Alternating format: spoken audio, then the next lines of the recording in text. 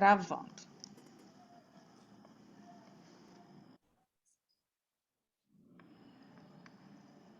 Ju, fique à vontade. Pode Uma começar. coisa boa, então, Márcia, considerando que muitas pessoas não estão com a câmera aberta, seria você colocar em destaque lá no visualizar, colocar em destaque quem está falando, que assim a gente grava a Juliana em destaque. Coloquei aqui. Viu, Juliana? Estamos ficando craques. Sim. Vamos lá, gente. Vamos começar, então? Vamos, obrigada, Juliana. Perfeito. Muito obrigada. Começar me apresentando, né? Falando um pouco sobre a questão assim, de horário, como eu planejei essa fala. Eu vou fazer uma abertura costurando o nosso último encontro, que já faz algum tempo, mas eu vou lembrar vocês do que nós combinamos e ficamos interessados naquele encontro, para que vai se desenrolar nesse. Eu preciso conter essa fala e todas as nossas ideias em 1 hora, porque eu tenho um compromisso familiar, assim, daqui a 1h30, sabe? Mas eu acho que vai ser super possível e tem muitas ideias férteis para a gente trocar. Então, eu vou me apresentar novamente. Eu me chamo Juliana, sou bióloga, professora. Sou amiga do Rodrigo, da faculdade, né? A gente se formou no mesmo lugar, na mesma época. E o nosso tema hoje é horta aromática, né? Para além da biologia e da sala de aula, eu tenho formação também em aromaterapia, eu tenho uma loja, um projeto, na verdade, que se chama o MIFé, Saberes do Corpo, onde eu investigo esses sentires do corpo, né? Pratico esse sentir do corpo, e, na verdade, é uma prática coletiva. Então, acho que vai ser assim. A primeira parte, nós vamos falar dessa horta aromática e como construir uma horta aromática, porque foi a ideia que nos surgiu lá naquele nosso primeiro encontro, né? Que vocês trouxeram a demanda do espaço que vocês têm disponível para plantio. Então, a gente pensar o contexto biológico, mas para além do contexto biológico, pensar o contexto social também do que é uma prática de plantio. Eu sou da etnobotânica, então eu valorizo muito essa junção do humano com a planta. Acho que nós somos totalmente conectados a elas e elas a nós. Então, a primeira parte vai ser a gente pensando isso, e aí eu vou dar algumas ideias, assim, eu separei umas perguntas bem simples para a gente refletir sobre e construir estratégias mesmo de como botar a mão na massa.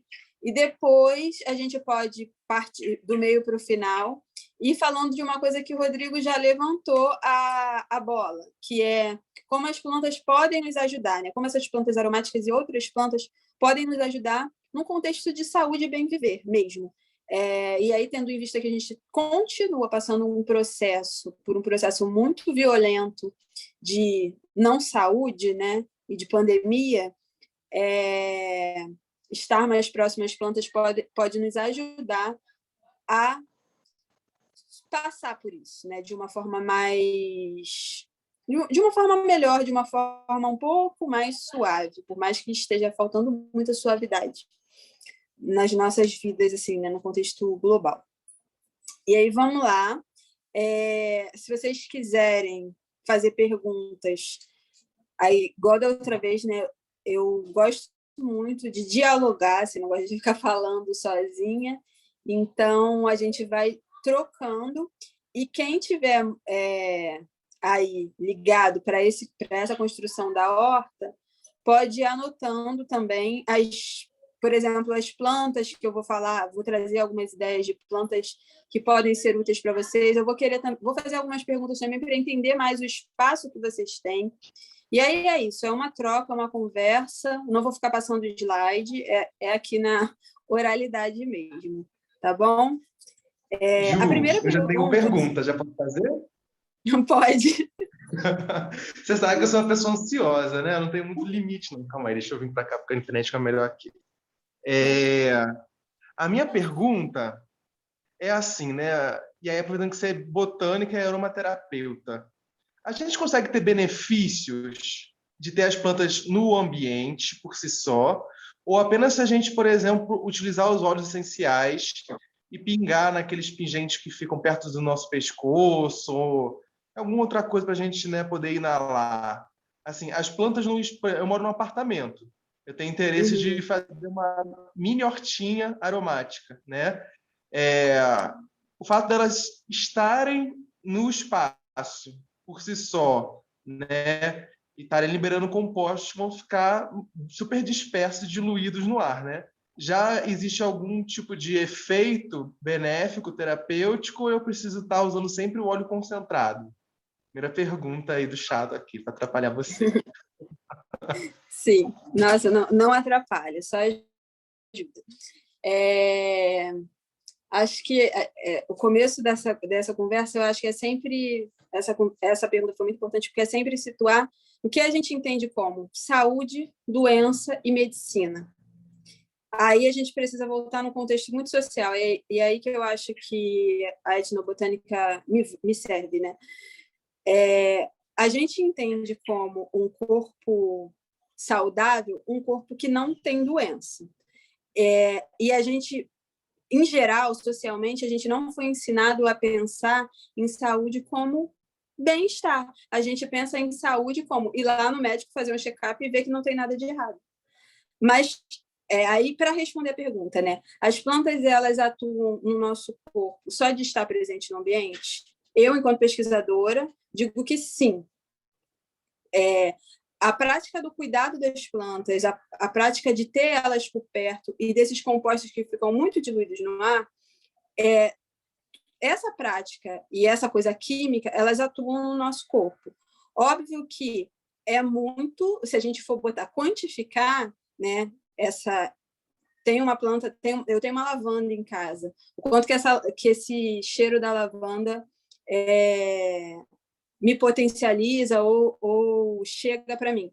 Quimicamente é muito pouco, né? E aí, com os óleos essenciais, essa potência vai ser maior. Mas você cuidar da sua lavanda faz muita coisa por você, psicologicamente e emocionalmente. Então, eu acho que são várias vias de cuidado, né? Uma que é essa do cuidar da planta, que é quando você cuida dela, ela cuida de você, e uma outra que é quando realmente a gente precisa de medicalizar alguma questão. E as plantas também estão aí para isso. Elas estão tanto para esse campo mais sutil, quanto para esse campo mais, assim, aplicado e da remediação que precisa ser mais rápida, né? Se a gente está passando por uma crise, por um problema muito grave de saúde, a coisa precisa ser pontual e forte. E aí, nesse sentido, os óleos essenciais são mais indicados. Vamos supor, eu tenho uma coisa que chega muito para mim, casos de candidíase, né? Mulheres com candidíase por conta de estresse.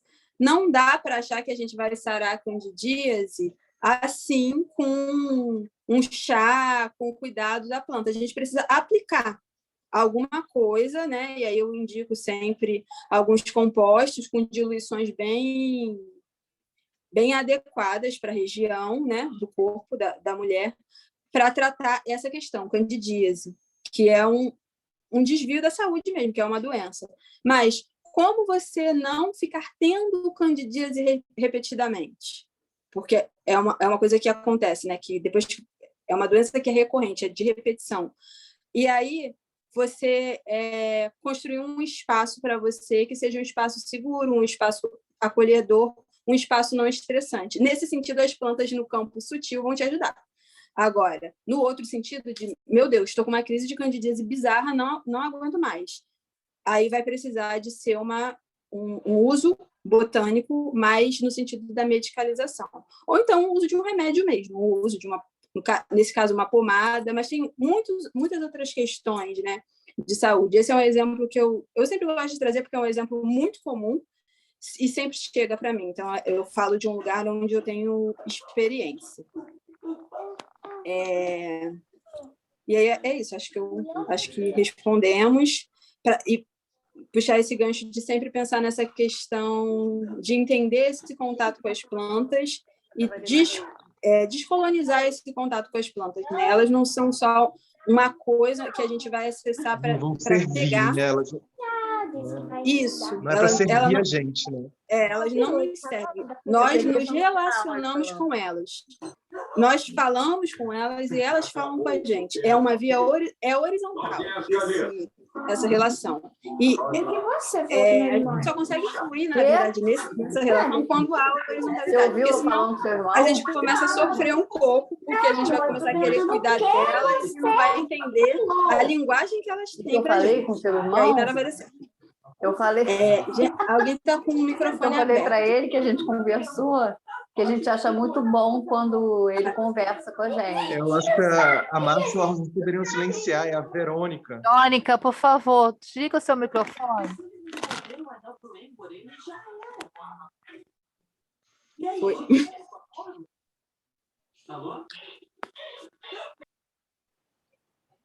Acho que foi, né, gente? Opa. Obrigado, Ju. Valeu. Já tem outras perguntas aqui, mas depois eu perturbo você. Tá, nada. Eu vou seguir uma sequência meio que, assim, lógica e simples, bem simples. Pensando naquele espaço que a Márcia me mostrou, né, que é um espaço grande, uma primeira coisa que vocês têm que pensar para usar aquele espaço enquanto horta é como que é o solo, porque eu notei que tem uma vegetação rasteira por cima, é preciso cavar ali para ver que solo é aquele, que chão é aquele, se é barro, se é entulho. Eu lido muito com solo de entulho nos lugares que eu trabalho. Então, acho que, não sei se é o caso, mas existe, né? E isso é difícil, mas é possível. Se a terra preta, que é o melhor dos mundos, que já é tipo um solo ótimo, só vai dar uma trabalhadinha em cima. Olhar para esse solo mesmo, botar a mão na terra. É preciso para começar a cultivar uma horta, né? Isso pensando nesse espaço que é grande, eu acho que precisa de algumas pessoas para fazer isso, para até fazer uma capina, e pensar na adubação desse espaço, porque como provavelmente não está sendo usado há algum tempo, esse solo pode ter pobreza em alguns nutrientes. E uma das coisas que eu tenho pensado atualmente, por conta de alguns projetos que eu estou, que também falam sobre cultivo e tal, é como a gente pode, enquanto grupo, enquanto sociedade, mas enquanto grupo local, né, acessar outras pessoas da nossa comunidade, do entorno, no caso de vocês, se eu não me engano, nos fundos da pastoral, né? Será que onde eu moro, por exemplo, tem um projeto de plantio e também onde eu moro tem muitas pessoas que têm cavalos e cavalos fazem cocô e o cocô de cavalo é um excelente adubo. E aí a nossa ideia nesse projeto, que se chama Cultivadores, foi pegar o contato desse pessoal do entorno da comunidade e comprar deles o adubo, o esterco de cavalo, para adubar o solo que a gente está preparando para plantar. E aí é uma sugestão, não sei, vocês estão no Andaraí, se eu não me engano, né? Eu não sei qual é o contexto da região, mas como é um grupo comunitário, né, de pessoas, acho que vale muito a pena fazer o dinheiro circular na comunidade de vocês e na comunidade do entorno, porque aí essa horta ganha vida em todos os sentidos, vida cultural e vida biológica, né? É um primeiro Juliana, ponto. Oi. Só um minutinho. Aquele adubo orgânico, se as pessoas juntarem casca, essas coisas, favorece? Porque tem prédios em volta da igreja. Favorece. Uma outra coisa que vocês podem fazer é uma composteira super caseira mesmo, com sabe tela de galinheiro?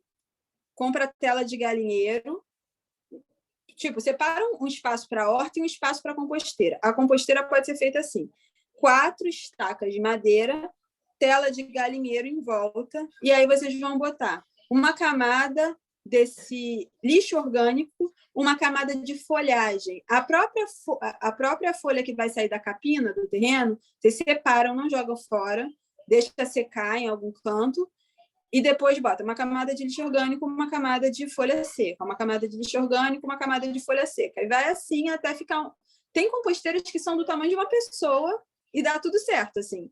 O composto demora cerca de 6 meses, dependendo da quantidade, né? De 6 meses a 1 ano para se transformar em matéria orgânica. Mas é muito valioso, porque, assim, não vai precisar gastar dinheiro comprando adubo e faz esse contato com a comunidade, né? E é um composto riquíssimo. Vocês vão poder até... Quando a gente começa a fazer isso, na verdade, a gente descobre que dá até para doar essa matéria orgânica para outros lugares, porque a produtividade começa a ser tão grande que o terreno já fica suprido de nutrientes e dá para doar o que sobra, sabe? Ju, Acho que é uma boa opção. desculpa, só um momento que a Verônica, que está na sala, perguntou se não precisa estar enterrado. Ela falou assim, não precisa estar enterrado, então... Aí eu acho que a questão dele... Não. O lixo orgânico, ele não precisa ser enterrado, ele precisa ser só lixo orgânico, para não atrair animais, né? Tipo, precisa ser casca de fruta, pedacinho de, né? Aquelas arestas que a gente às vezes não usa porque está com um bichinho ou alguma coisa. Não é bom, não deve se colocar junto com esse lixo orgânico para compostagem. Alimentos cítricos, tipo limão, laranja, os cítricos não podem entrar, nem as cascas deles, nada deles, porque acidificam muito a mistura, né? E peraí, que eu não estou vendo, mas agora eu voltei a ver vocês. E aí, o interessante, se der para fazer, é que esse material orgânico ele esteja o menor possível, o mais triturado possível. Mas, assim, isso é difícil porque às vezes a gente não tem uma máquina, um liquidificador industrial ou uma máquina de trituração. No caso, onde eu trabalho, a gente não tem isso. Então, o lixo, a gente tenta cortar ele pequeno, assim, pedir para as pessoas que vão produzindo lixo, corta essas cascas pequenas, de maneira pequenininha, e a gente vai usando assim mesmo, né? Demora mais tempo. O que acontece é que quando a gente não tritura, demora mais tempo. Mas se a gente botar uma camada de folhas bem consistente, assim, bastante folhas, não tem risco de vir animais, não causa mau cheiro, entendeu? É super tranquilo. Então, o que estavam perguntando, Ju, se realmente, porque do lado, perto desse nosso terreno da horta, tem um terreno baldio. Aí a Carmen perguntou a questão dos ratos. De repente, colocar algo bem firme, né? E bem atrelado para que eles não furem, né? Matam, não sei. Sim, mas eles não costumam ir atrás desse lixo, não. Desse lixo só orgânico. Uhum. Tem alguma coisa que é para além do vegetal, né? Tipo carnes, coisas assim. Com vegetal, no quintal, a experiência particular é que no quintal do meu avô, eu não faço nem assim com tela de galinheiro. É uma composteira toda solta mesmo, sem proteção nenhuma. E também do lado tem terreno baldio e tem rato à beça nesse outro terreno. E eles não invadem essa composteira, não. Tem uma árvore que solta muita folha, que não sei se tem aí perto, se tiver, pode ser da onde vocês vão tirar essa matéria orgânica para fazer a composteira. O celular caiu, gente. Mangueira, amendoeira, são árvores que desfolham pra caramba e que vão ceder bastante matéria orgânica para cobrir tudo isso. E o solo de baixo, né, dessa composteira tem que ser solo, para o chorume escoar para baixo. Porque senão, aí acabou, né? Aí o chorume vai escoar todo para um canto só, se tiver impermeável, e aí vai sim atrair os bichos. Não precisa ficar mexendo, remexendo, volvendo a terra. Não, não precisa. Porque se a gente mexer, a gente vai trazer o lixo orgânico para cima. Aí isso vai atrair mosca. Entendeu? Deixa lá quietinho, lá embaixo das folhas. Botou mais lixo orgânico? Mais folhas. A quantidade de folha é sempre maior do que a quantidade do composto orgânico, para ele ficar bem camufladinho ali.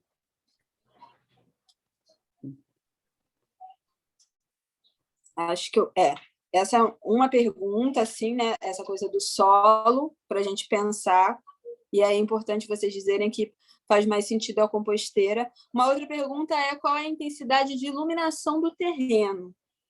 Se bate muito sol, talvez vocês não consigam, vocês podem ter uma noção de que, nossa, lá é muito quente ou lá tem muita sombra. Mas aí, quando vocês botarem as plantas, aí que vocês vão saber como é que é. Né? Porque às vezes a gente acha, nossa, eu mesmo fiz um plantio com crianças e adolescentes recente, que a gente achava que estava super sombreado, porque tinha uma mangueira perto, enorme, e aí, quando a gente botou as plantas, essa semana eu fui lá ver, as babosas que eu plantei lá, elas foram super indicador de que ali bate muito sol. Elas ficaram totalmente cozidas. Eu consegui tirar, eu tirei, né? Botei elas para a sombra, para elas voltarem ao normal, à saúde, para depois serem plantadas em algum outro lugar, assim, porque é isso, a gente precisa entender como é que é essa iluminação.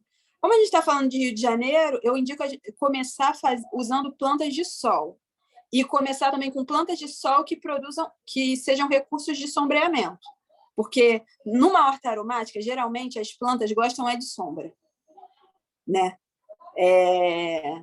Assim, tem algumas plantas aromáticas que gostam de sol, tipo o alecrim, mas é 1 em 1 milhão. A maioria gosta de sombra e água fresca.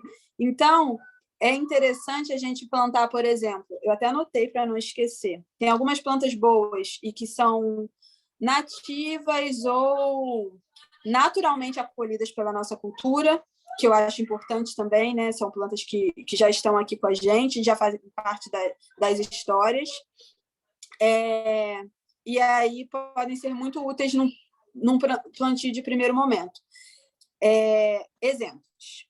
Mirra, acho que é bem comum de quintal de vó. Mirra, ou tem gente que chama de incenso, é um arbustinho.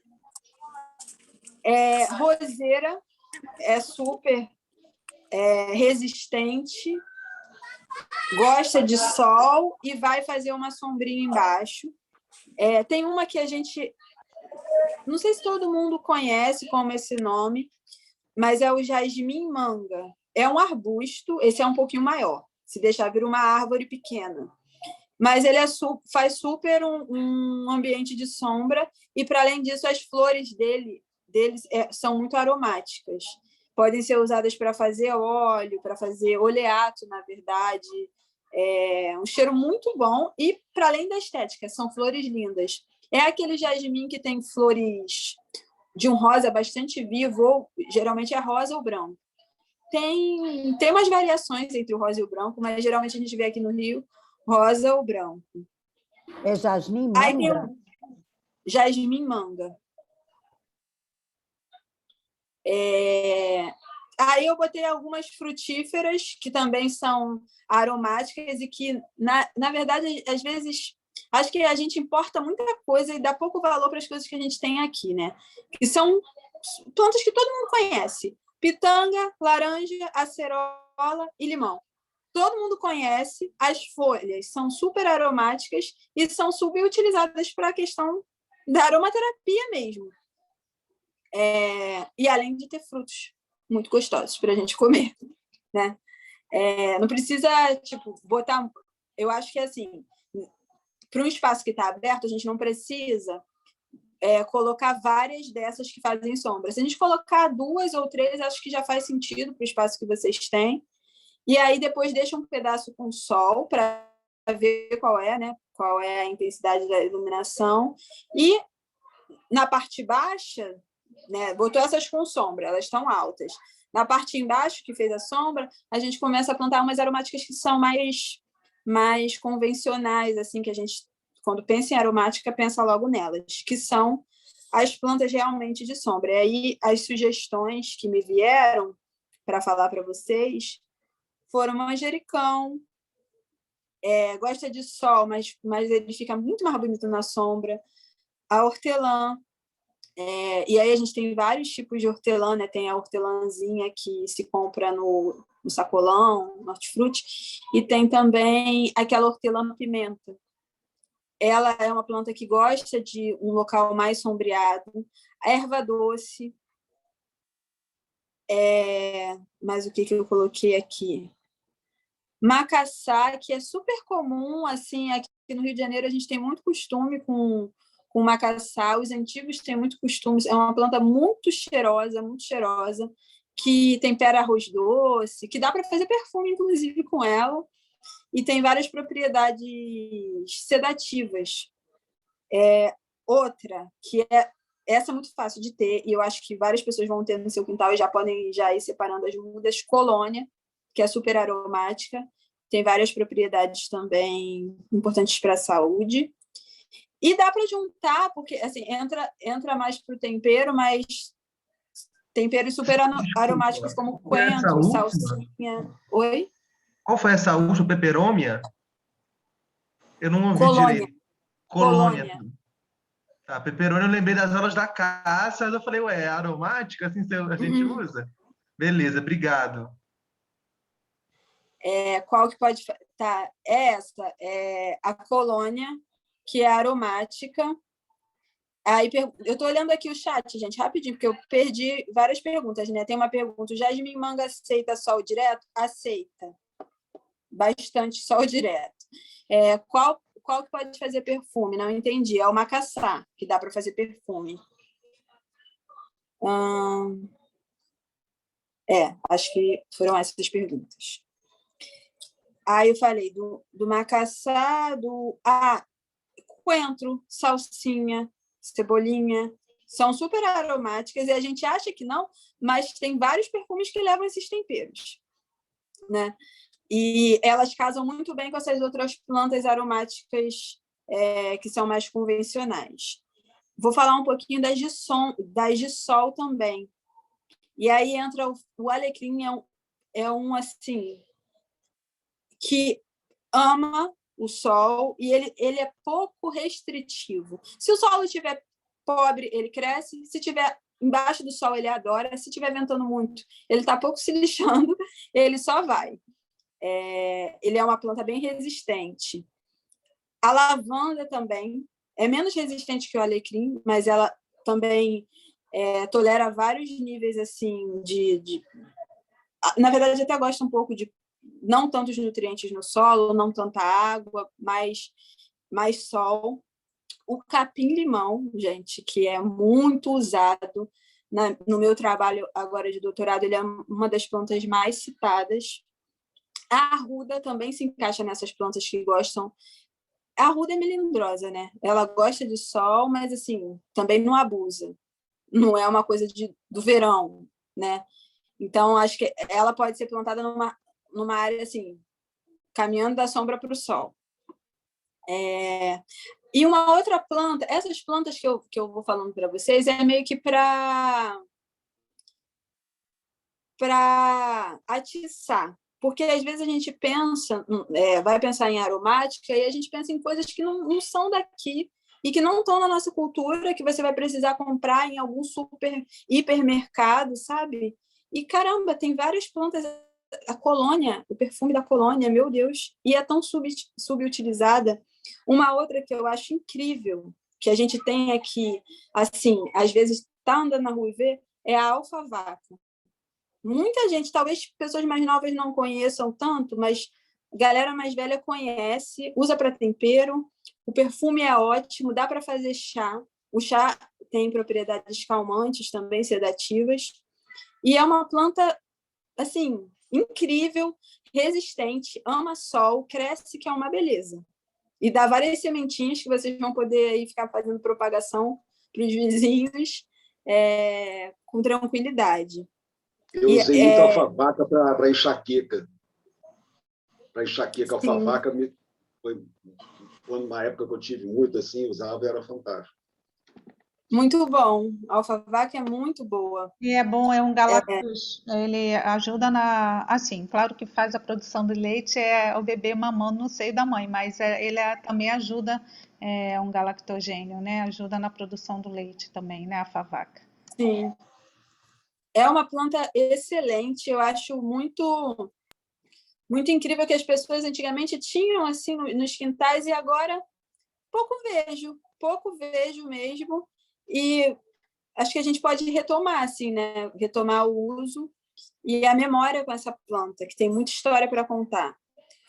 Eu falei das roseiras para vocês, eu gosto sempre de falar da roseira branca, porque assim, as roseiras todas são lindas, né? Mas a roseira branca, aquela que dá cacho miudinho, essas rosas têm várias utilidades medicinais, ritualísticas para quem acredita, tem muitas propriedades medicinais, de fato. E é uma roseira que eu sempre indico para a gente ter, porque quando a gente precisa dessa flor para fazer um banho de assento, para fazer um xarope para criança, é difícil de achar. E se você vai comprar, geralmente você acha, mas não é da rosa miúda, da rosinha de cacho, é daquelas rosas que são produzidas para ornamentação, que são cheias de agrotóxico. Então, eu sempre incentivo o cultivo da roseira de cacho, em quintal, em espaços assim, além de ter um perfume incrível. Um perfume feito com macaçá, roseira branca, aí um cheiro um pouquinho mais intenso, tipo, como o da alfavaca. Nossa, é um super perfume que te leva para um lugar de tranquilidade, né? De conseguir... Pode ser um aroma para você usar em momentos que você precisa meditar, que você quer, sabe, se tranquilizar, entrar no eixo. Então, são muitas possibilidades, assim. Só estou tentando despertar algumas. Esqueci de falar de uma planta que também gosta de sombra, que é o patchouli, que a gente usa bastante também, no Rio de Janeiro, no Sudeste. É muito usado, super fácil de cultivar também, gosta de sombra. E dá para fazer muitas coisas com patchouli, o cheiro é incrível. Dá para fazer perfume, dá para fazer incenso, aromatizador de ambiente, muita coisa. E aí, falando de todas essas plantas, eu não posso deixar de citar onde a gente pode... Como que a gente pode conseguir, né? Porque às vezes a gente já não... será que beleza, vamos fazer lá o espaço da horta, e será que se vocês falarem assim, cada um traz uma muda que tem em casa, às vezes tem pessoas que moram em apartamento que não têm o costume de cultivo, ou que isso já foi se perdendo, porque a gente vive num contexto muito urbano.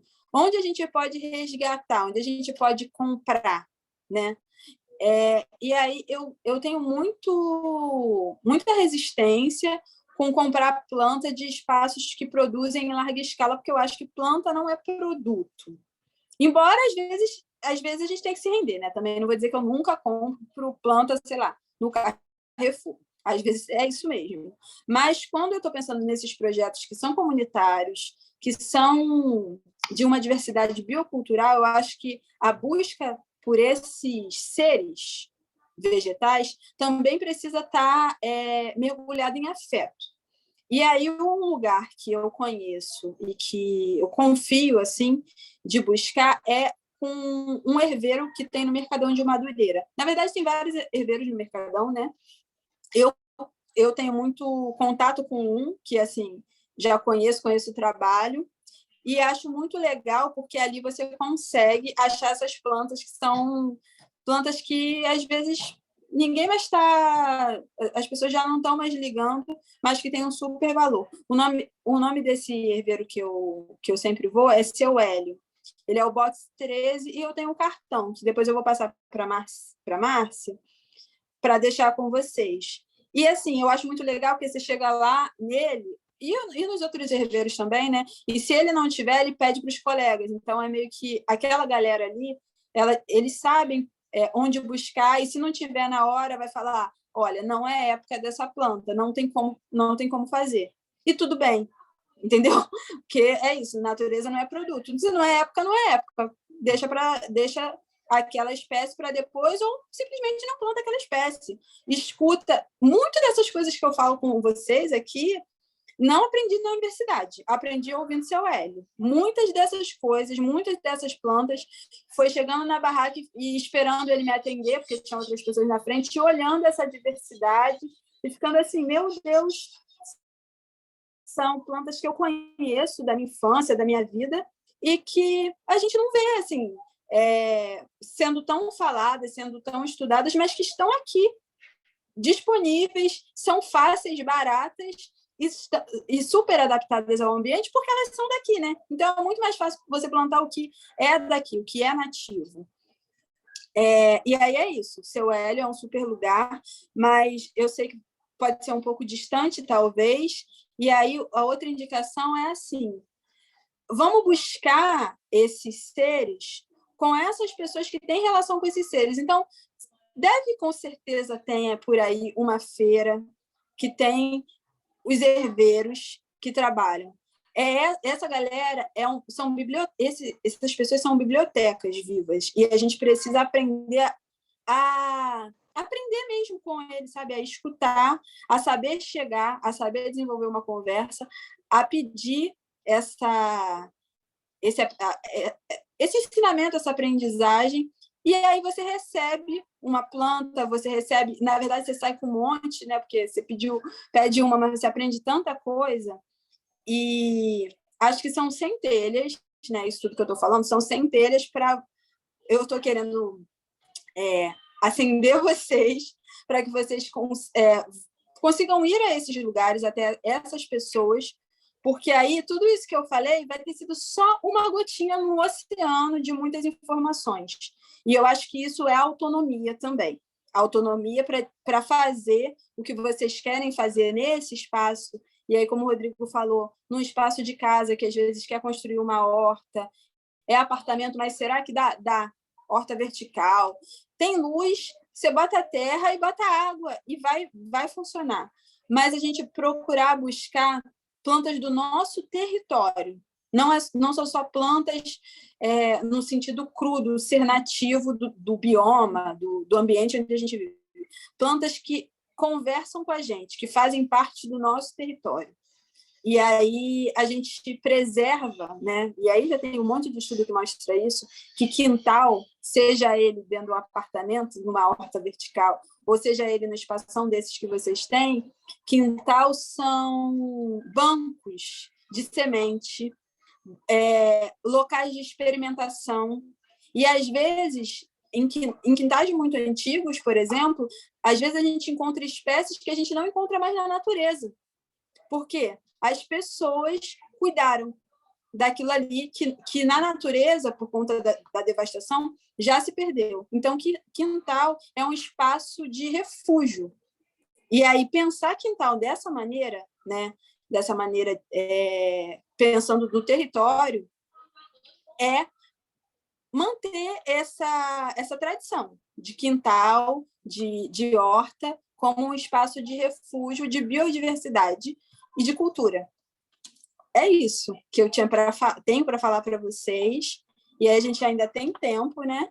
Temos um tempo para a gente conversar, assim. As dúvidas que surgiram, eu de novo não fui lá mais olhar as dúvidas, se surgirão mais, mas já vou. E aí, abram aí o microfone, falem comigo. Dá licença, eu acho que a Denise Vieira, eu acho que ela está sem microfone, se eu não me engano. Aí ela deu a ideia de nós fazermos entre nós uma troca de mudas, né? Ela falou que tem alfavaca, se eu não me engano, no chat. Aí ela disse também que vai procurar esse cerveiro. E a Carmen havia perguntado se você tem alguma dica com relação como que a gente vai controlar as possíveis pragas das plantas, você assim. Sim, vai surgir. Vai surgir os bichinhos. Oi? Também me inscrevo para fazer pergunta daqui a pouquinho, para você responder a Carmen. Tá bom. As pragas vão surgir, né? Não gosto muito do nome pragas, eu acho que gosto de falar herbívoros, que são bichinhos que comem as folhas, ou vem também para... uma bióloga. Mas, assim, não vou dizer que eu não tenho ranço deles, porque, gente, é um trabalho, aí eu passo uma noite, vem um bicho e põe larvinha em todo o meu pé de manjericão. Ai, que danado. Mas tem que lidar com isso, né? Se vocês... lembrei agora, né? Falei do manjericão e lembrei. Ele é uma planta, coitada, que sofre com um bichinho que ovoposita.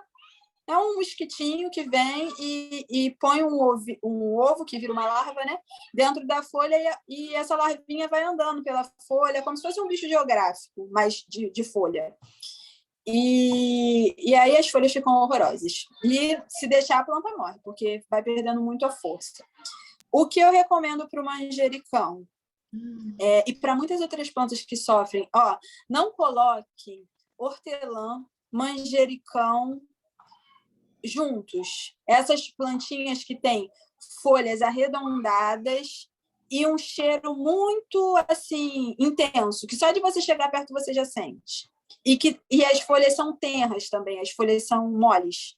Porque nessas folhas moles, mais delicadas, muitos bichos, muitos mosquitos, vamos dizer assim, conseguem ovopositar nelas. Então, se você colocar um monte de planta assim, tipo, botar 10 manjericão um do lado do outro, vai pegar em um, aí eles são inteligentes, né? Esses bichinhos são inteligentes, eles têm a memória. Pô, eu fui lá, botei todos os meus filhos e os meus filhos estão bem.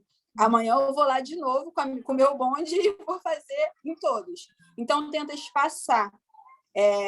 Aí é legal espaçar com plantas que sejam resistentes, tipo o alecrim. O alecrim é super duro na queda.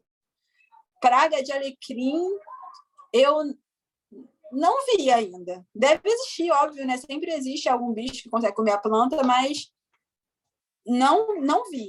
Em todo lugar que eu planto dá certo. Então, é bom fazer esse espaçamento, assim. Alecrim e lavanda são ótimos, são plantas super resistentes que dá para usar para fazer o espaçamento. A mirra também é super resistente, dá para fazer o revezamento com elas. A alfavaca, ela pega já uma cochonilha. E aí, para afastar esses insetos em geral, cochonilha tem vários tipos de cochonilha, eu recomendo muito uma coisa que é bem simples de fazer, que é o chá de cebola, casca de cebola e casca de alho. Você faz isso muito forte, junta bastante casca de cebola e de alho, faz como se fosse fazer uma sopa, sabe? Mas bem concentrado para ele ficar até com aquela cor escura. E aí, borrifar. É legal ter, se vocês puderem comprar aquele... Eu esqueci o nome daquilo, que é um recipiente assim, que você dá pressão, e depois ele vai... Não sei falar. Ele vai assim, borrifando Vaporizador? Tipo um vaporizador. tipo um vaporizador. Tipo um vaporizador. Ele libera bem fininho. Mas tipo um vapor. Essa casca de cebola e alho a gente faz tipo um chá ou deixa de molho? Tipo um chá. Ah, tá. Não, tipo um chá. Você põe dentro da...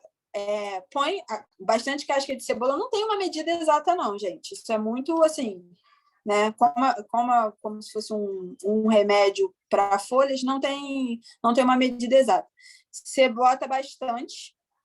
Vamos botar que você botou 1 litro de água e casca de 10 cebolas, pelo menos. Pode botar casca de alho também. E aí você cozinha. Não é exatamente um chá, porque você vai cozinhar. Aí cozinha, depois que esfriar, coa e põe nesse recipiente que eu esqueci o nome e vaporiza.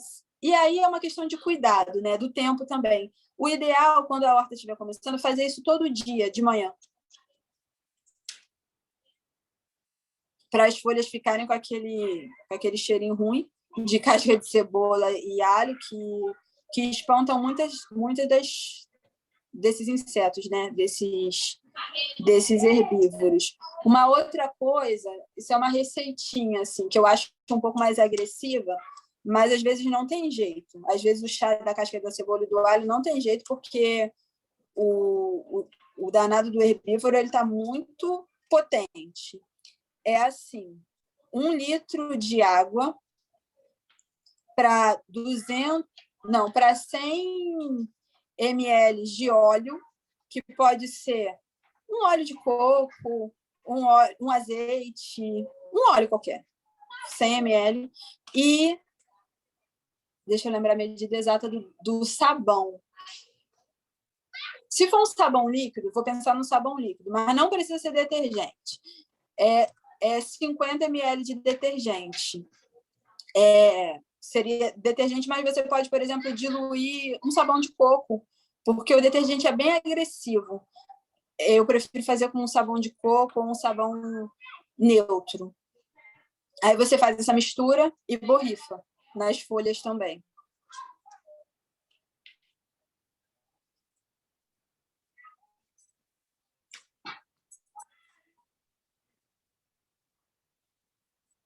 Você está com o telefone, com o microfone fechado, Márcia. Acho que você falou alguma coisa. É que eu estou com uma pessoa aqui e está perguntando a receita, eu estou passando para ela, desculpa. Estava repetindo. Nada. Acho que eu devo fazer uma pergunta, né? Eu acho que a Maurinha quer perguntar também. Fala, Maura, depois eu pergunto. Tá. Não, Juliana, eu sei que você faz também perfumes, né? Eu queria saber das combinações, como é que você faz esse perfume a partir das combinações da pessoa que gosta, porque eu tenho muito desejo de encomendar um perfume a você. Eu queria saber como é que é feito esse processo, né? Como é que eu faço? Eu quero um perfume. E aí? Você vai conversar A Maura é a comigo? pessoa mais cheirosa da Lapa, Ju. Você entra na Lapa, você sente o cheiro bom, é a Maura, lá na casa dela. Ela. Lapa não, ela agora está em Laranjeiras, mas é porque o Eu fiquei calada, fiquei na minha. até Laranjeiras, vai Chega das na Laranjeiras para Lapa. Chega lá. A escolha do perfume, dos aromas do perfume, esse é um atendimento que tem lá na OMI, que é esse projeto de saberes de corpo e tal. Assim, é uma conversa, né? A gente tem primeiro uma conversa que é sobre como se eu faço o perfume pensando nas suas memórias, na memória da pessoa que me chega, e em como essas memórias têm a ver com a história de algumas plantas. Então, você vai me contando memórias suas que fazem sentido de você trazer naquele momento, e eu vou contando para você como que essa história, às vezes, não é só sua, como que algumas plantas representam questões que são da nossa vida. Teve um tempo que eu tive contato com várias pessoas que tinham questões, por exemplo, com a memória do seu pai, né? De ser uma pessoa muito presente, de ser uma pessoa que meio que iniciou essas minhas clientes, né? A começar a ter mais contato com a natureza, com as plantas. E aí, por exemplo, tem uma planta que fala super sobre essa figura paterna, uma não, né? Um grupo de plantas, que são os pinheiros, os ciprestes, são essas plantas com carinha de árvore de Natal, sabe? Que tem óleos essenciais poderosíssimos, né? O eucalipto também, embora não seja desse grupo, mas também está na classe de aromas que, de acordo com os estudos aromaterápicos, fazem relação com essa figura do pai. E aí é isso, assim, a gente vai construindo perfume pensando nessas histórias e nas histórias botânicas, nas histórias botânicas que foram construídas a partir da relação do ser humano com as plantas mesmo. E, no final das contas, nasce uma florestinha aromática, né? Porque você vai trazer várias memórias, eu vou te trazer várias plantas com suas histórias, e a gente vai decidir se todas elas vão entrar no perfume. Geralmente, a gente decide para todas elas entrarem no perfume mesmo, e aí os perfumes que eu faço, geralmente, têm uns 12 compostos aromáticos. Nunca consigo fazer com menos disso, isso é bastante, pensando no perfume.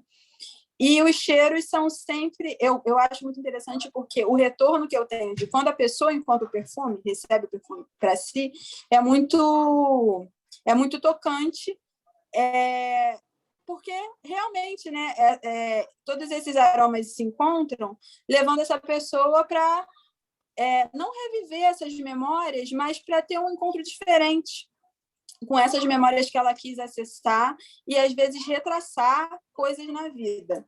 É muito sobre uma ciência, porque acredito que isso também é ciência, mas é uma ciência do sensível, né? Uma ciência que traz para muito perto essa sensibilidade vegetal com a sensibilidade humana.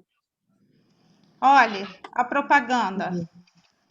Eu tô usando, tô Depois usando. a gente Ainda bem conversa com esse sobre o trabalho perfume. artesanal lindo. Isso daqui eu estou escolhendo com a dedo que eu vou escrever. Olha que lindo, gente. As escrevivências, né, Ju? Eu não lembro certo como você falou, Isso. né? Ele é maravilhoso. Ju, eu tenho uma pergunta, assim, por exemplo, eu que moro num apartamento, né? Não tem varanda no meu apartamento, por exemplo. A luminosidade dele é boa, mas dependendo do lugar é mais indireto do que direto. Eu anotei todas as plantas aqui, que eu não sou bobo, né? Anotei aqui, aproveitando a oportunidade. Mas quais que vou. Mas, assim, eu já tentei cultivar várias plantas aqui, e elas morrem, eu fico muito triste, porque eu cuido, e aí, sei lá, até a roseira que falou que é resistente, ela morreu, coitada. E aí eu queria pensar assim, se você recomenda algumas plantas a gente cultivar em vasinhos pequenos ou maiores, que dê para cultivar em apartamento, assim, e que sejam duras na queda. Tipo alecrim, a lavanda que você comentou, já botei aqui, ó. O problema é que aqui em Minas, o pessoal do sacolão é danadinho, eles não vendem nada com raiz pra gente. Então, se eu for no sacolão, eu não consigo, por exemplo, comprar um pé de manjericão e plantar na terra. Uhum. Já vem sem raiz de que eles são, né, Já espertos. são danados. Mineiro come quieto, né? E almoça e janta, e a gente fica a ver navios. Então, quais dessas plantas assim que você sugere? O contexto do apartamento ele é bem diferente desse contexto que a gente está pensando lá do espaço da pastoral, porque ele é um contexto, digamos que mais asséptico de natureza, né? E aí, isso é ruim em muitos aspectos que a gente sabe, né, dessa urbanização desenfreada, mas a gente pode usar isso a nosso favor. Uma coisa é que, por exemplo, você no apartamento não vai ter problema, não vai ter bem menos problema com esses herbívoros chatos. Eles não conseguem subir até determinadas alturas, não é um clima agradável, né, também muito para os bichos, então já é mais tranquilo. E as plantas de sombra que eu falei que no espaço é legal plantar separado, assim, né, fazer intercalar, no apartamento você não precisa disso, você pode plantar uma jardineira de hortelã, uma jardineira de orégano, não falei de orégano, de tomilho, dá super certo. O alecrim você pode plantar, ele gosta muito de sol. Aí o que vai acontecer? Dá para plantar em apartamento, perto de janela. O que acontece é que ele vai crescer mais devagar, porque como não tem sol, ele vai ficando assim, bem lentinho, mas ele vai também. A roseira eu acho que realmente não está certo em apartamento, porque ela é muito abusada assim, de sol, ela é muito dura, de gostar bastante do sol. E é incrível, né? Quando eu estava com uma roseira em casa para plantar num projeto. E aí eu botei ela na varanda, porque como ela era do projeto, eu botei num cantinho assim para deixar guardadinha. E ela ficou lá várias semanas, não botou uma folha. Não reclamou, mas também não me agradeceu. Eu botei no projeto, a gente plantou, faz uma semana. Eu fui lá ontem, se eu não me engano, ontem. Caraca, ela já está com várias folhas. O sol é muito gatilho para a roseira. Então, tem isso. E aí, para essa região mais interior do apartamento, acho que vale investir em plantas de sombra total, que são... Aí eu vou puxar a sardinha para o meu lado, né, do começo da minha formação, que são as aráceas. Elas são plantas que amam sombra e amam água. E são lindas e um escândalo de beleza, né? Então, antúrio dá certo dentro de casa, filodendro dá certo dentro de casa. Tem vários filodendros tão lindos que eles amam esse contexto da sombrinha. E dá aquele... Você começa a criar meio que uma florestinha dentro do apartamento, né? Eles dão essa sensação de floresta como a gente tem aqui mesmo, na Mata Atlântica, né? Folha larga, vistosa, aquelas folhagens. É muito bonito. Investe nas plantas de sombra. E tenha paciência, porque como a luz é menos quantidade, menos intensidade, elas vão demorar um pouco mais, mas vai chegar uma hora que você vai ver como é que vai ficar bem agradável o seu ambiente. Eu tô morando em BH, né, Ju? Eu moro em BH, não tô mais no Rio. Ih, ó, buzina. Sim. Ju, Denise, tá com o seu microfone aberto. eu queria falar também, não sei se você está olhando lá no chat, ou se, porque eu botei uma pergunta no chat, eu não sei se você tá Pode olhando. falar. Eu dei uma olhada, mas pode falar. Não, eu queria que você contasse um pouco do projeto lá com as crianças e como é que isso aconteceu, né? O projeto você Ah, falou sim. em São João e como é que isso rola, assim, para as crianças esse contato com as plantas.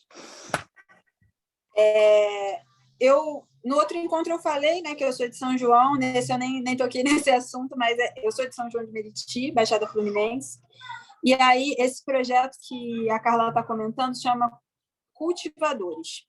É um projeto que nasceu como iniciativa de uma amiga minha. Ela é psicóloga, e aí, contando um pouquinho do contexto, né, para fazer sentido para vocês.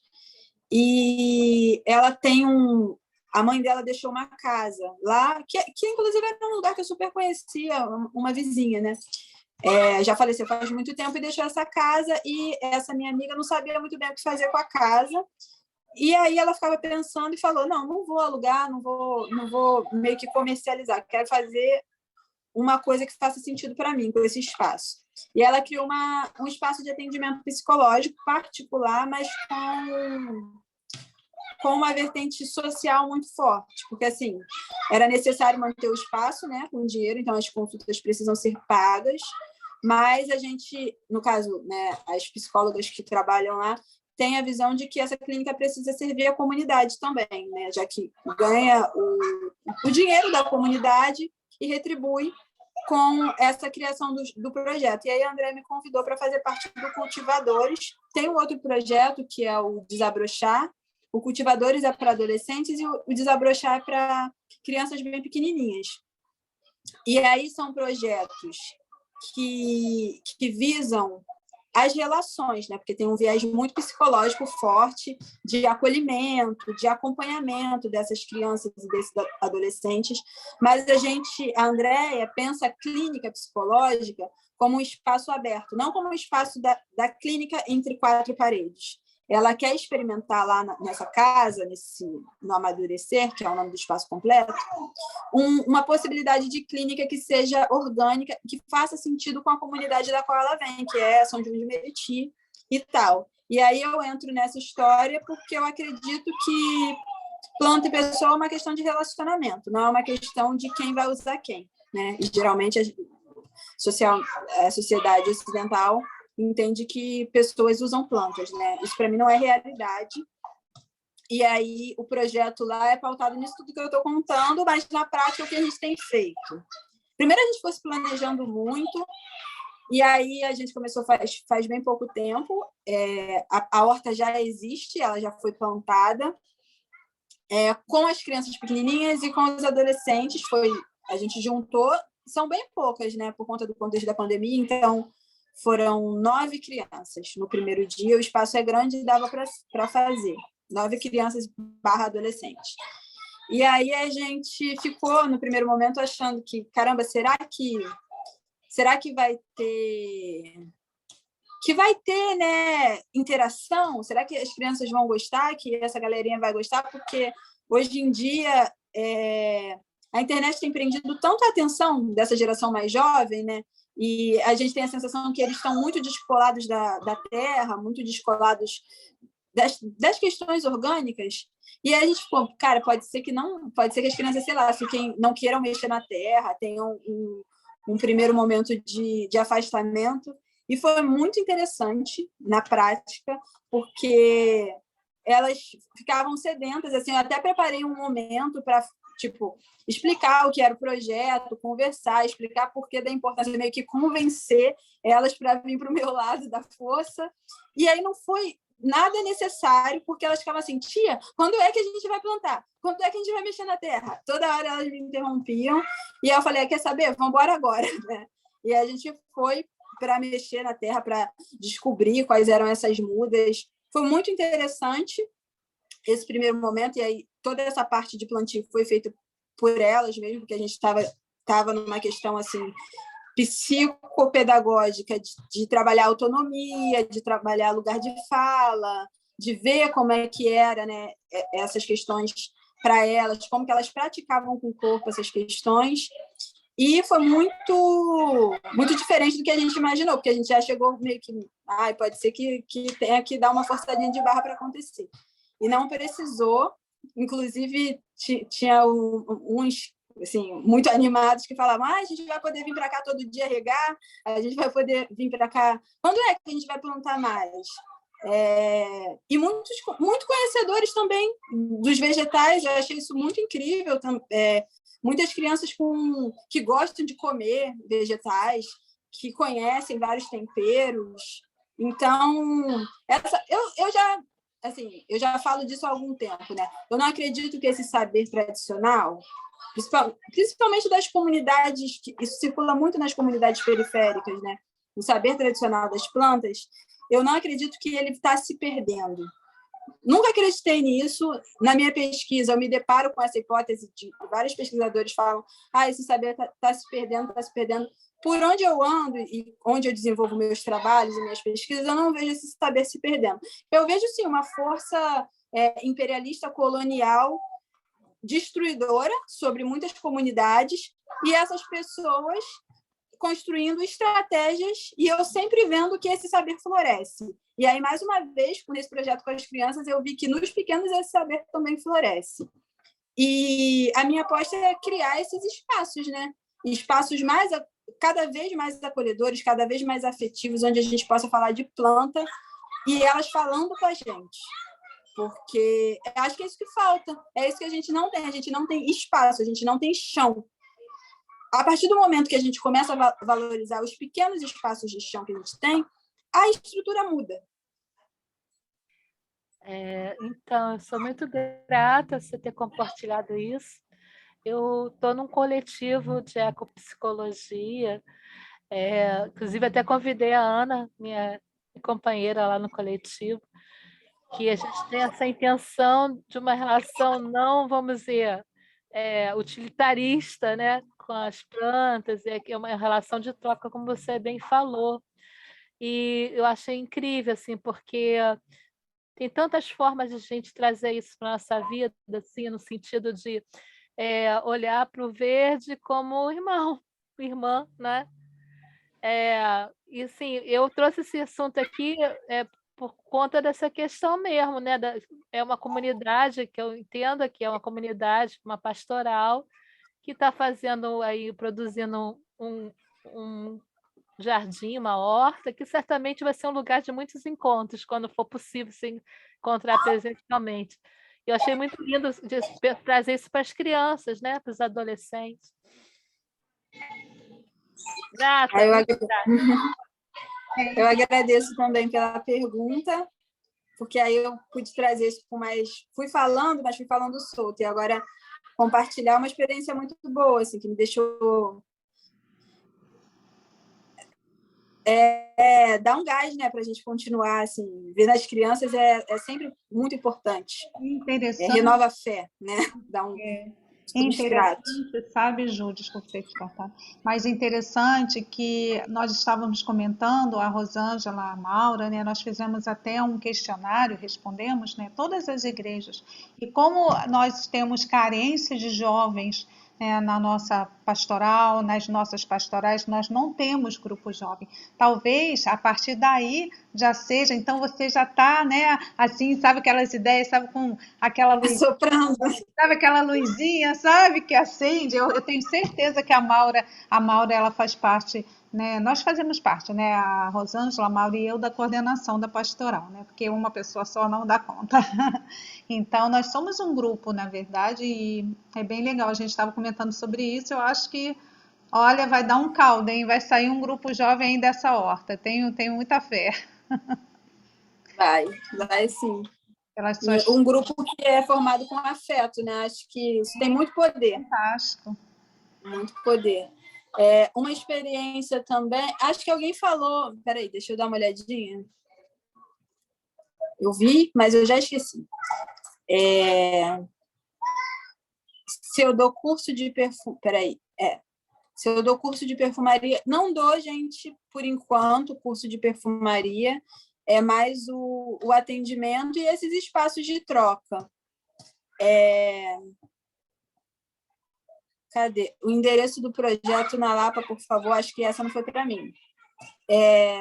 Sobre a roseira, né, que a Carmen comprou a roseira linda, mas as flores murcharam. Será que elas vêm de estufa? Pode ser. Geralmente vem, sim. Essas roseiras vêm de estufa. Aí, o que eu faço quando eu ganho ou quando eu compro desses lugares? Porque, assim, quando você compra um vaso que a planta está com muita flor, pode desconfiar que ali alguma coisa tem. Porque, às vezes, a planta tem mais flor do que folha. E do que... Como que quanta energia para sustentar aquele tanto de flor? Aí eu vou contar uma coisa triste para quem gosta muito das flores, né? Mas, assim, se você comprou uma roseira e você quer que a roseira viva, o ideal é que você corte todas as flores dela, se ela está muito repleta de flor, porque geralmente ela veio, sim, de um lugar que botou vários insumos para isso acontecer. Então, você corta todas as flores, troca de vaso, porque aí você vai ver, provavelmente quando você for trocar de vaso, você vai ver que a raiz está do formato do vaso já, de tanta raiz que tem. Então, você pode abrir um pouco a raiz com a mão, assim, com delicadeza para não machucar. Mas você precisa abrir para soltar mesmo, para aerar aquele espaço. E botar num vaso um pouquinho maior, não precisa ser um vaso gigante. Um vaso um pouquinho maior, com terra nova. E aí, quando você faz isso... Dá 2 dias, ela já começa a botar novas folhas. E ela vai crescer com mais saúde. E depois ela vai botar flores. Não vai botar 1 milhão de flores como igual quando a gente compra. Mas vai botar uma quantidade de flores ok, vai ser bonito e vai ser sustentável para a vida da roseira em si, né? Porque não dá para ela sustentar tantas flores assim. Por isso que muitas plantas que a gente compra desses lugares morrem. Porque elas vêm muito floridas. Isso requer muita energia do corpo vegetal.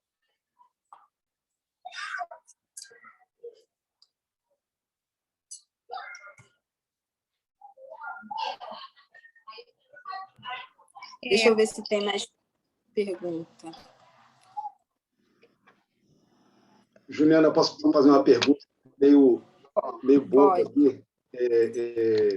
Em relação a essa parte, né, da comunicação com as plantas, né? Nesse trabalho que você faz e tal, né, de falar com as plantas, falar das plantas, falar com elas e tal, e essa relação assim de troca, né? Como é que as pessoas têm interagido assim nessa relação assim dessa comunicação, né, com as plantas, né, e a tua experiência assim dessa comunicação, desse processo aí da educação, desse processo de mexer com adolescente, com criança, né, nessa perspectiva assim, como é que é isso? Sim. Para falar disso, a gente precisa sempre... Eu sinto sempre essa necessidade de deslocar um pouco o olhar que é central. O olhar que é central, a gente sabe que é eurocêntrico, né? Que é pautado numa sociedade de consumo. Não tem como falar de planta nesse contexto relacional, diverso, biodiverso, bioculturalmente diverso, sem deslocar o centro de poder, né? Então, sempre que essas conversas acontecem, que esses encontros e que esses projetos se dão, a gente precisa se situar. Lá com as crianças, por exemplo, em São João, onde eu moro, foi assim, o começo da conversa foi: gente, onde a gente mora, sabe? Que município é esse? Que cidade é essa? Por que aqui faz tanto calor? Por que o solo aqui é tão duro e seco e castigado e rachado, né? Por que não tem rio? E por que tem tanto valão? Qual é o nome do bioma que a gente está? Qual é o nome do bioma de São João de Meriti, por exemplo? É Mata Atlântica. Cadê a Mata Atlântica em São João de Meriti? Sabe? Cadê a Mata Atlântica em Bangu? Cadê? É Mata Atlântica. Floresta da Tijuca é uma floresta secundária. Foi uma floresta que foi totalmente devastada e reposta, replantada, porque era importante central. As florestas que foram devastadas nos outros lugares onde as pessoas são marginalizadas e continuam sendo, né? Isso está no escopo da construção social, não foram replantadas. Por que não foram replantadas? Porque não é interessante, porque ninguém se importa. Ninguém se importa com a qualidade do ar de quem mora em Bangu. Ninguém se importa com a qualidade do ar de quem mora em Campo Grande, São João de Meriti. Inclusive, as taxas de poluição são altíssimas. E ninguém se importa. As áreas arborizadas não são as das regiões periféricas.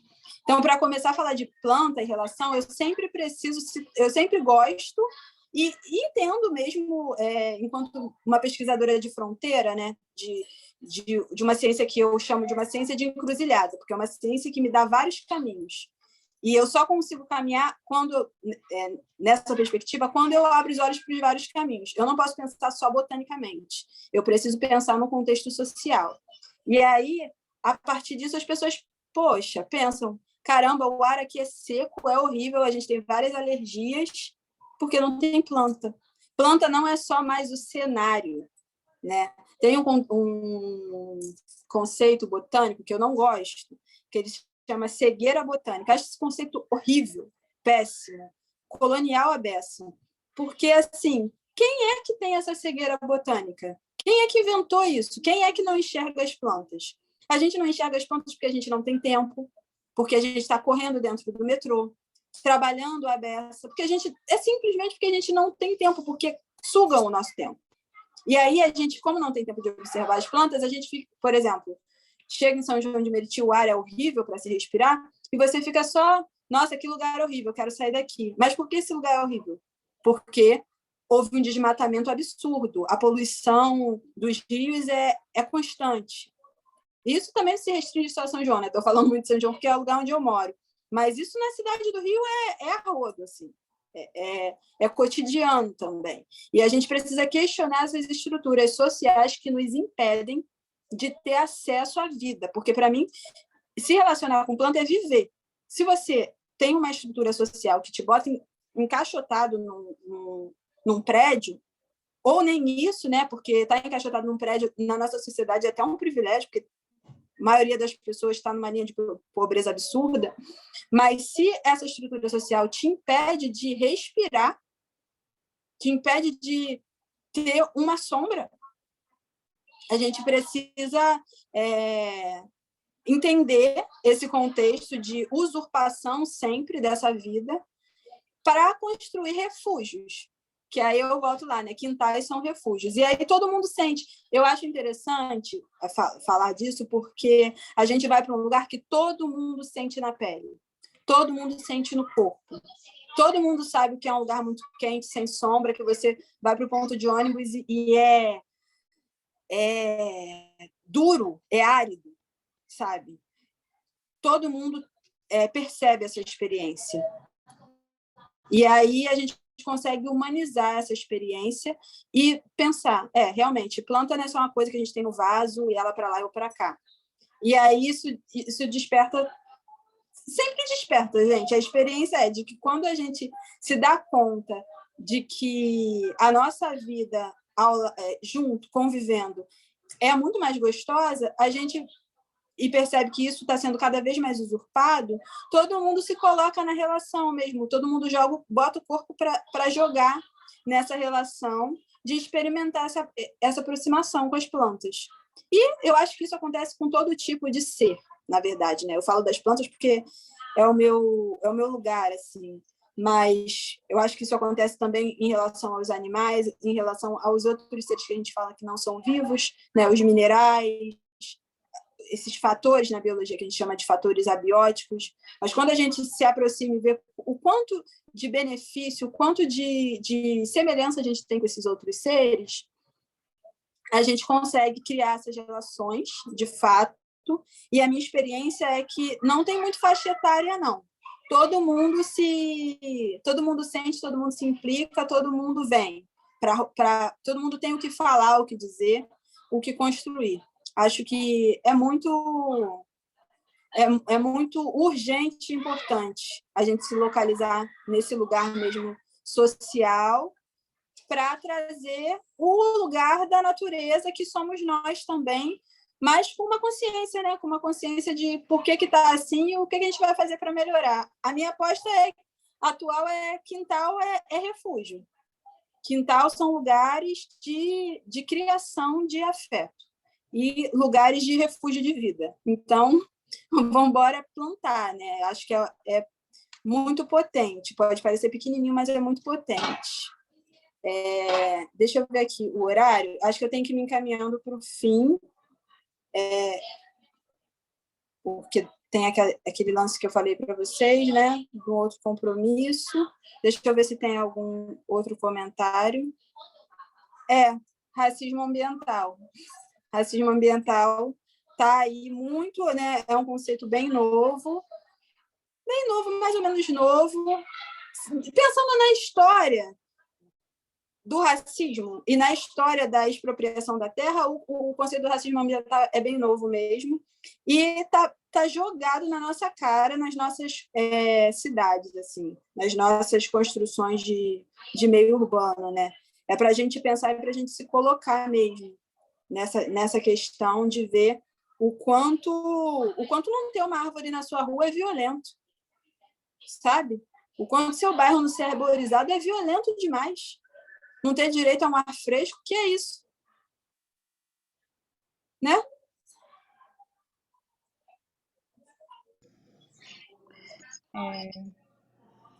Juliana, eu vou te chamar de Ju Carinhosa. Olha, gratidão eterna pela sua participação. Eu acredito que só quando isso tudo terminar, melhorar realmente, né, a gente vai precisar e aceitar a sua ajuda, né, a sua ajuda mesmo, né, de estar ali fiscalizando, olha, né, vamos fazer assim, né, o espaço dessa horta, que é um nosso grande projeto, né, e é um desafio muito grande, né? Aqui em casa eu falo quem tem o dedo verde é o meu marido, é o Ney, mas a gente vai aprendendo, como você falou. E esse projeto com as crianças e adolescentes realmente estamos encantados. Eu acredito que possamos fechar. Alguém tem mais alguma pergunta? A Ju também tem um compromisso, né? Já são, né, 4h30. Se a gente ser pela gente, a gente ficaria aqui a tarde toda, né? Mas aí não tem como. Tá, Rosângela? Acho que é mais um agradecimento mesmo, e também deixar essa portinha e a janela aberta, para que a gente possa, na medida em que vá caminhando, conseguindo novos parceiros, né? Hoje eu estou vendo aqui o Mauro, se eu não me engano, o Mauro e a Denise andaram trocando ideias. Então, quem sabe a gente vai construindo aquela rede que você falou, e uma rede próxima, né? Para que a gente possa estar falando a linguagem aqui desse espaço. Então, deixar essa porta e a janela aberta e agradecer bastante. Gratidão, Juliana. Eu sei que o Mauro vai fazer uma horta lá onde ele mora, lá no prédio dele. Eu sou bem fofoqueira, bem vou falar. Não, tem várias coisas acontecendo antes até do beijo. Em massa. Uhum. Depois a gente precisa conversar. Vamos fazer uma reunião só sobre a horta, né? As hortas. Legal. Tá bom?